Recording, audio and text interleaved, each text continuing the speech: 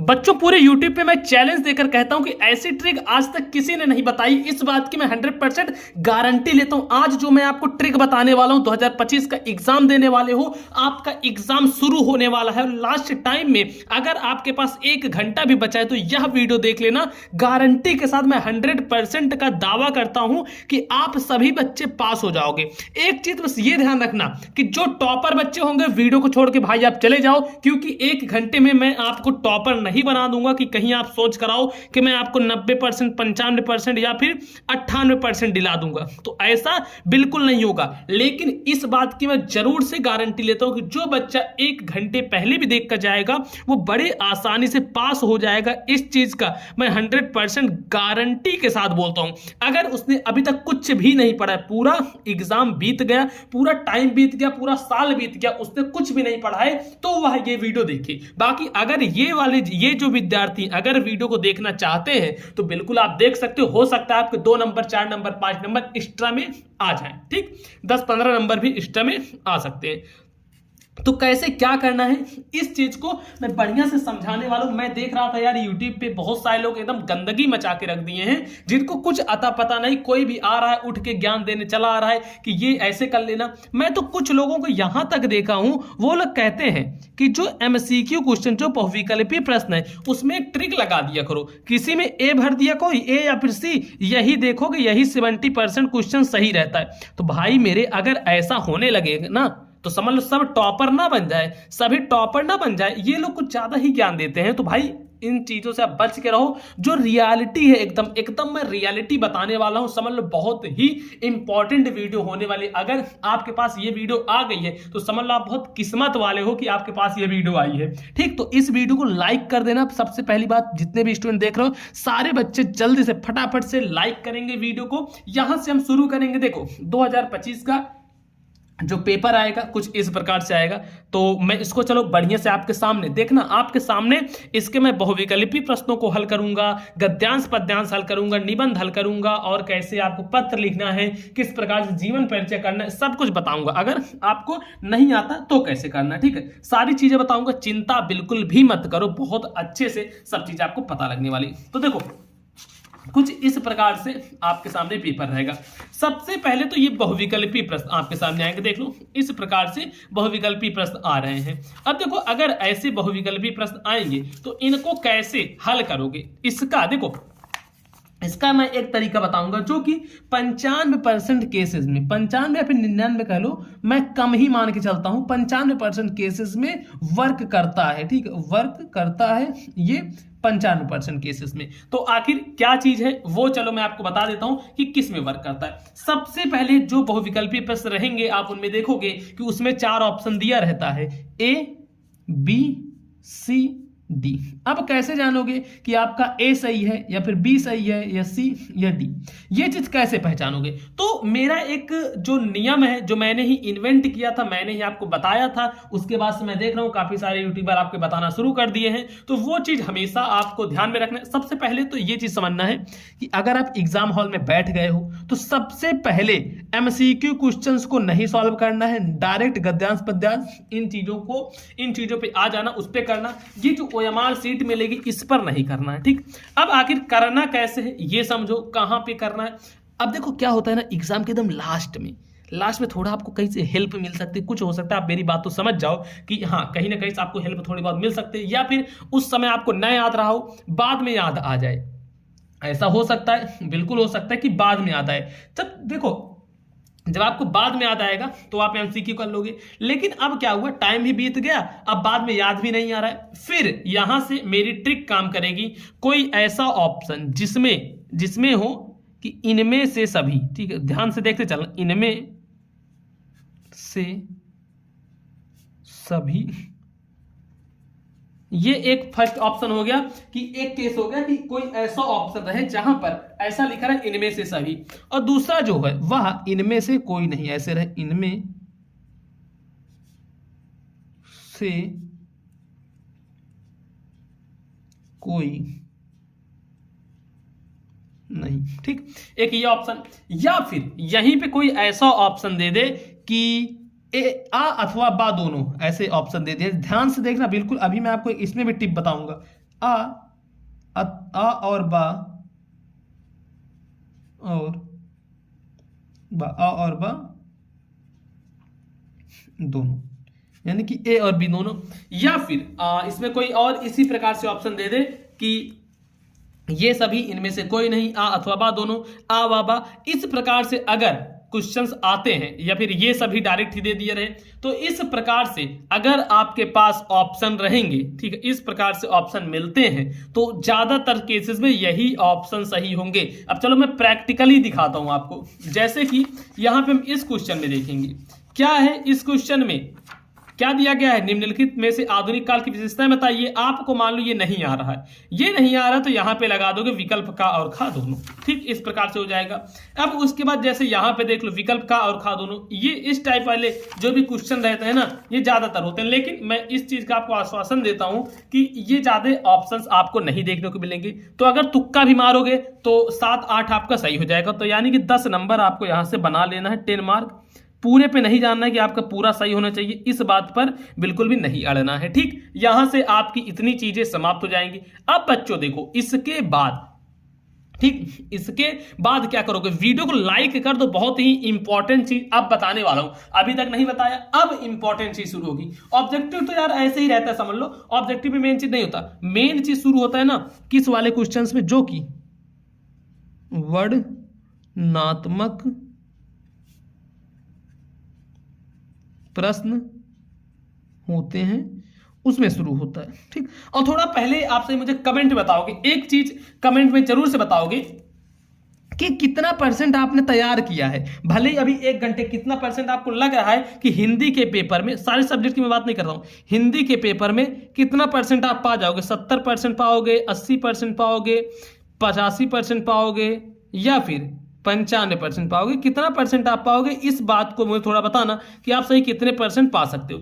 इस चीज को थोड़ा मुझे जरूर से बताना, ठीक। इतना बताओगे ना, बताओ, वादा करो, बताओगे ना। जाओ, तुरंत जाओ, कमेंट करो जाके कि हाँ भैया हम 70% पा जाएंगे, हाँ भैया हम 80% पाएंगे, नहीं यार हम तो 85 पाएंगे, अरे नहीं भैया हम 95%, हम जो हैं वो टॉपर वाले हैं। कुछ लोग तो मिठाई लेके आने वाले हैं, भैया जल्दी से इनके 95% भगवान दिला दे, उसके बाद मुझे मिठाई खाने को भी मिल जाएगा। तो चलो ये सब तो खैर बात हो गई, जब मिठाई उठाई खिलाना आप लोग, जब रिजल्ट आएगा। तो देखो अब क्या चीज है, अभी देखो, समझो, ध्यान से समझो, बिल्कुल अब एकदम ध्यान से चौकन्ना होकर समझना है जो चीज बता रहा हूं, एकदम चौकन्ना होके।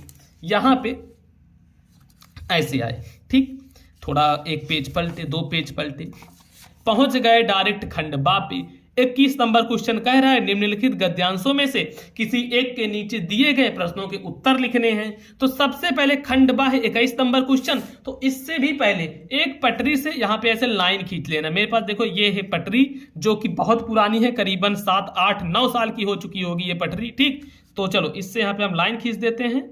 खैर पुरानी से मतलब है ना, हाथ से मत खींचने लगना लाइन कि नहीं, चलो हम हाथ से खींच देते हैं, हमारे पटरी का पैसा बच जाएगा। तो ये 10-15 रुपए बचाने के चक्कर में आप अपना ये जो बोर्ड एग्जाम है उसको मत खराब कर दें, ठीक बच्चों, ये चीज जरूर से आपको ध्यान रखना है। कुछ लोग क्या होते हैं ना, अपना पैसा बचाने के चक्कर में सोचते हैं कि हमारे पैसे ना लगे, हम ऐसे ही कुछ भी कर दें। तो ये इस चीज से बचना है।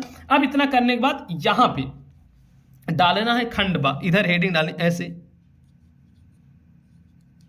खंड बा हेडिंग डाल दी, ठीक, खंड बा हेडिंग। उसके बाद ये कौन सा क्वेश्चन है, 21 नंबर क्वेश्चन है ना, 21 नंबर क्वेश्चन है। तो डालो प्रश्नोत्तर संख्या 21, ऐसे प्रश्नोत्तर संख्या 21 आपको डाल देना है, प्रश्नोत्तर संख्या 21। अब एक चीज जो ध्यान में रखना है कि ये नीचे देखो अंडरलाइन, भाई बहुत इंपॉर्टेंट, अंडरलाइन ऐसे कर दो, ठीक, नीचे अंडरलाइन किए।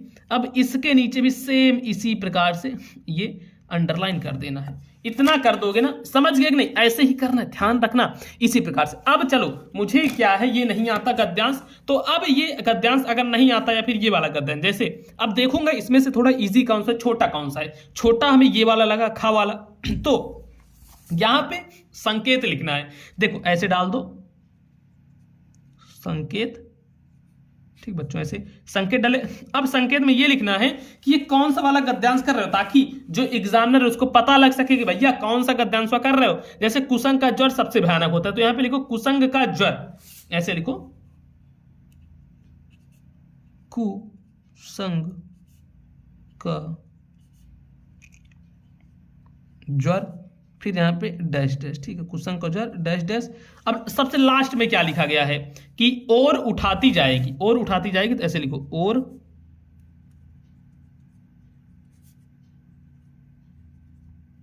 उठाती जाएगी, और उठाती जाएगी, इतना कर दोगे। अब इसके क्वेश्चनों को देखो, इसके क्वेश्चन क्या कह रहे हैं। इसमें जो क्वेश्चन है वो कह रहा है कि प्रस्तुत अवतरण के पाठ का नाम और लेखक का नाम। अब भैया आपको पाठ का नाम भी नहीं पता और लेखक का नाम भी नहीं पता, तो क्या करोगे। तो देखो यहाँ पे पहला नंबर है, तो ऐसे पहला नंबर डालो। अब अगर पाठ और लेखक का नाम नहीं पता है तो नीली पेन उठाना है और लिखना शुरू करना है कि प्रस्तुत गद्यांश की। ध्यान रखना, ऐसे डायरेक्ट मत लिखने ना कि पाठ का नाम हेडिंग डाल दो जो ऐसे मैं बताता हूं, नहीं।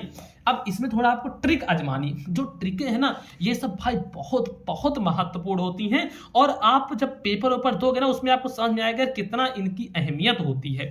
तो ऐसे लिखो प्रस्तुत गद्यांश, ठीक, ऐसे प्रस्तुत गद्यांश, ऐसे लिखो हमारी। अब संदर्भ टाइप लिखना है, ठीक है, हमारी। इसको आप याद कर लो, पाठ्य, पाठ्य यानी पढ़ने वाली पुस्तक, भाई पाठ्य पुस्तक हिंदी के,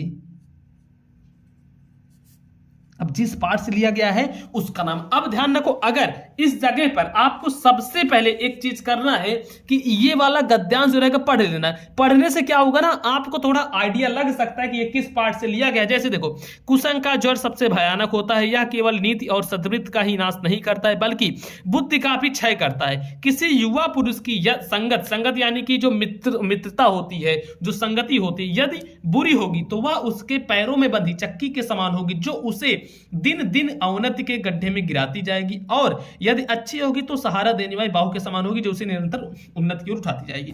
तो देखो, प्रस्तुत गद्यांश हमारी पाठ्य पुस्तक हिंदी के अब ऐसे लिखो, किस पाठ से लिया गया नहीं पता, वैसे ये मित्रता पाठ से लिया गया। तो जो भी आपको पता हो, जिस भी पाठ का नाम पता हो यहां पर लिख देना। उसके बाद इस डैश डैश पाठ से लिया गया है, मान लो मित्रता है, ममता, कुछ भी लिख दिया, ठीक है, पाठ से लिया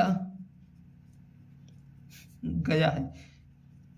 जैसे देखो इंस्टाग्राम पे आपने बदमाश देखे हैं ना भाई, ये 14-14 साल के लड़के एकदम बदमाशी वाला गाना लगाते हैं, एकदम बहुत देखे होगे। तो उसी प्रकार से मतलब रहता कुछ नहीं लेकिन दिखाते बहुत ज्यादा है। तो बस आपको भी क्या है, नहीं आ रहा है तो कोई बात नहीं, उसको दिखाओ कि हाँ हमें सब कुछ आता है। काली नीली पेन का इतना बढ़िया से इस्तेमाल कर लो कि टॉपर भी एक बार की शर्मा जाए कि यार मैं ही लगता है गलत लिख रहा हूं। ठीक, ऐसे आपको एकदम बना बना के लिखना है। फिर उसके बाद इसके लेखक, ऐसे लिखो, इसके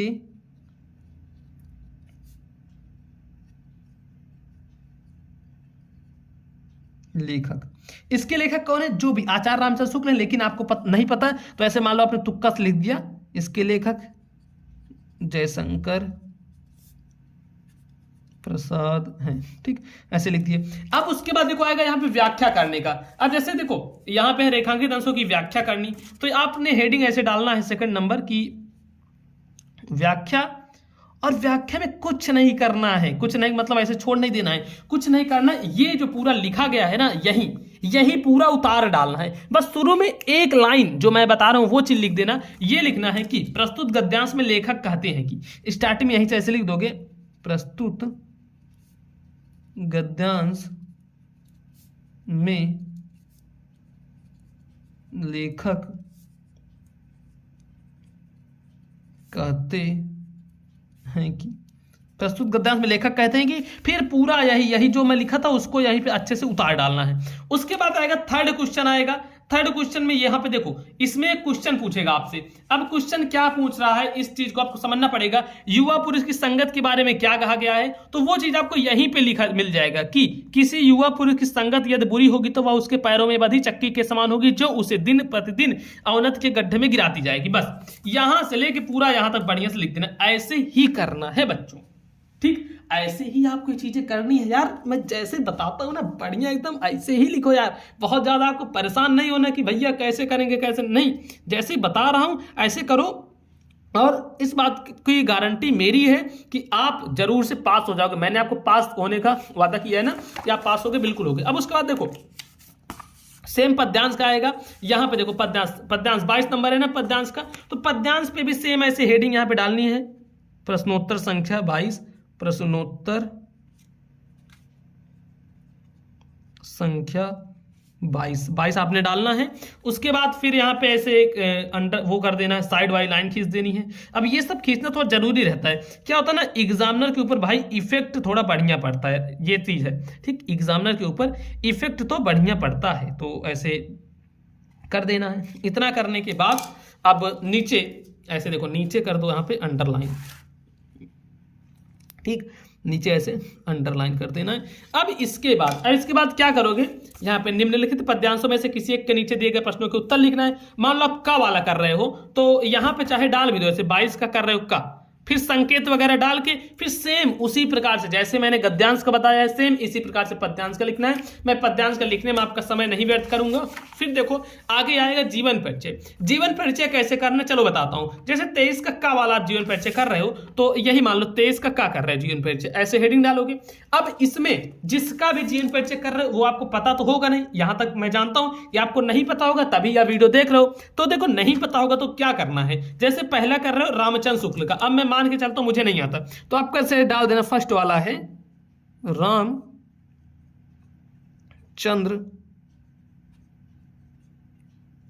शुक्ल, ठीक, आपने डाल दिया रामचंद्र शुक्ल। अब इतना करने के बाद यहां पे ऐसे करो, देखो नाम, ठीक, जन्म, फिर डालो जन्म स्थान, फिर माता पिता, अगर पता है तो ये चीजें। अब देखो अगर ये चीज पता है तब ऐसे लिखा जाता है, और अगर नहीं पता तो यहां पे एक हेडिंग डालो सिंपल सा, जीवन परिचय। अब जीवन परिचय आपने डाला। अब जीवन परिचय आपको नहीं पता है, मैं जान रहा हूं, तो इनका जैसे रामचंद्र शुक्ल का लिख रहे हो तो शुरुआती अक्षर, जो शुरुआती अक्षर होता है उसमें लिखना है रामचंद्र शुक्ल। ऐसे देखो लिखो कि महान लेखक, ऐसे एकदम महान, मैं बना के लिख रहा हूं महान लेखक रामचंद्र शुक्ल है तो इनका पूरा नाम ऐसे लिखो, बना के लिखना आचार्य रामचंद्र शुक्ल जी का हिंदी में बहुत योगदान था, इसी प्रकार से शुक्ल जी का हिंदी में बहुत बड़ा योगदान था।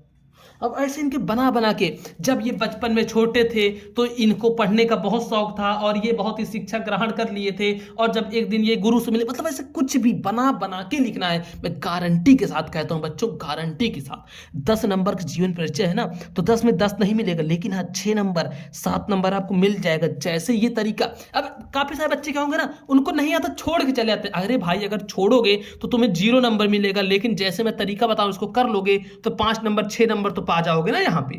तो ये चीज आप समझने की कोशिश किया करो। अब देखो इसके बाद फिर ऐसे आता है संस्कृत का गद्यांश पद्यांश करने का। सेम संस्कृत का भी गद्यांश पद्यांश ऐसे करना है। लास्ट का देखो जो निबंध वगैरह करने का आता है ना, निबंध जब भी करना उसका देखो याद रखो रूपरेखा, रूपरेखा बढ़िया से लिखी होनी चाहिए, ठीक। अब तभी आपको पूरे नंबर मिलेंगे। तो मेरा जो कहने का मतलब ये है, ठीक है, मेरा कहने का मतलब ये, अगर आपको कुछ भी नहीं आता है, ठीक है, कुछ भी नहीं आता है तो सारे पेज भर के आओ, सारे पेज भर के आओ। और भरने का मतलब ये नहीं है कि हिंदी पूछा गया है तो वहां पे आप मैथ लगा के आ रहे हो, नहीं।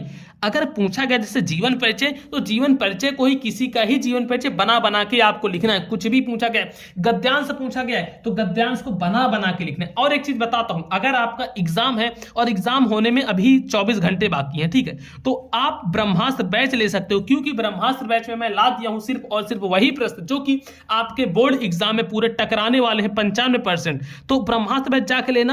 अब काफी सारे बच्चों के मन में होगा भैया एक दिन हम कैसे पढ़ेंगे, तो देखो एक दिन यानी यानी कि 24 घंटे आपको पूरे नहीं देने, 8 से 9 घंटे की पूरी सीरीज है, उसमें अगर 8 से 9 घंटे आप पढ़ लेते हो, ठीक, 8 से 9 घंटे का पूरा पीडीएफ है, उसको पढ़ लेते हो, तो सिर्फ वही क्वेश्चंस देखने को आपको मिलेंगे बोर्ड परीक्षा में। अब वो क्वेश्चंस कहां से लिए गए हैं, मेरे पास 35 पेपर है, मतलब प्रीवियस ईयर क्वेश्चन पेपर है, जहां से क्वेश्चंस उठाए गए हैं, मैं देखा हूं, ऑब्जर्व किया हूं कि कहां से क्वेश्चन पूछे जाते हैं, तब जाके ये सारे क्वेश्चंस आपके लिए बनाएंगे। तो ये कर लेना, और ध्यान रखना इस वीडियो को अपने उन दोस्तों के साथ शेयर करना जो उन दोस्तों को ये लग रहा है कि भाई मैं फेल हो जाऊंगा। नहीं, आप फेल नहीं होगे। और देखो, ब्रह्मास्त्र बैच कहां से लोगे, इसके लिए मोबाइल पर स्कूल ऐप डाउनलोड करो, ऐप या फिर डिस्क्रिप्शन बॉक्स में नीचे लिंक मिल जाएगी, ऐप डाउनलोड करना है।